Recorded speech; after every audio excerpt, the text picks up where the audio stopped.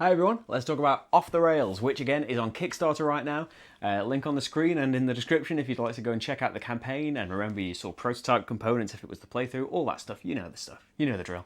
But yeah, Off the Rails. So when we first played it, or when Andrew first contacted me about possibly doing a video for it, I was concerned about the conflict in the game, because all of the rules for collision, they favour the person doing the collision. So I thought, well, surely that incentivizes it. And he assured me that it doesn't happen that often, the collisions and things. But still, when we played, we didn't really like the way that it felt, the way that the person getting crashed into lost stuff and the other person didn't. But with the change that you put in, where it just alters the direction, it can still really mess people up. Because, these things, when they've happened to us, they've happened accidentally in our games. We're not trying to make each other derail, but it is inevitable in the way that you build these tracks. You're going to have to combine them in some way. And, to get to the gems, it's going to be very lucky if you just get completely separate lines the whole time. So you're going to have to combine them, and eventually someone's going to miscalculate. Oh, my cart's going too fast and it's going to crash into yours. Sorry about that. So yeah, just having them face the other direction can still really mess people up. It can really help them as well. So sometimes you desperately don't want to collide with them, because having them face the other direction, it might just send them straight out of the mine with the gems they've picked up, and they go in their stockpile now. And it's going to cost them an action to get the minecart out now, but their gems are safe, so perfect. That I really like. And the change that I mentioned as well about how the chasm evolves is a lot better for us now as well. As I said, it was very take that before, because if you're right next to the red mine and I pull a red chasm tile, I'm obviously going to make your minecart go off, because why would I not do that? Why would I just do a thing that doesn't affect you? The whole point would be to try and come out ahead on those chasm tiles. But the way you can just roll a d8 and have it be a random direction, it's still, it's a risk building the lines next to the mines, which is, usually they're going to have to be next to the mines unless you want to weave your way all around the corners and things.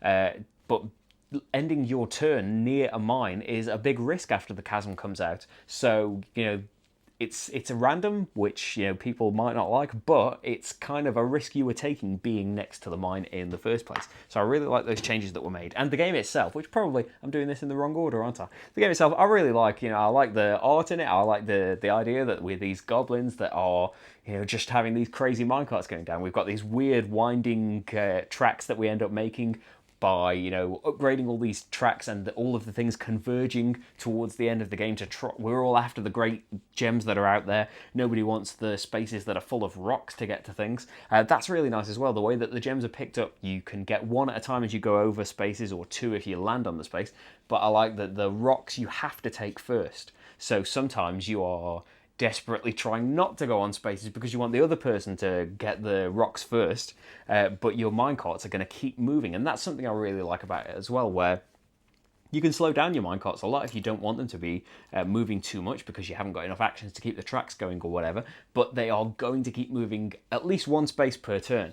And that can create some interesting dilemmas where you don't want your minecarts to derail and just go into nothingness, because you're going to lose all of the gems. You'll be able to put the minecart out unless it's in the chasm phase of the game, but you're going to lose everything that you picked up and everything that you worked towards. So you have to stay ahead of your minecart. It's almost like they're building track in front of them. They're frantically laying track like a cartoon or something.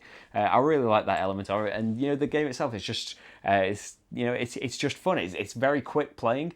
You can make it even quicker if you want by taking one of the deposit decks out, but that made it far too short for us. We wanted a bit more from it. So I like the two-player takes one out anyway, so taking a further one out made it way too quick for us. So I like the way it's normally set up.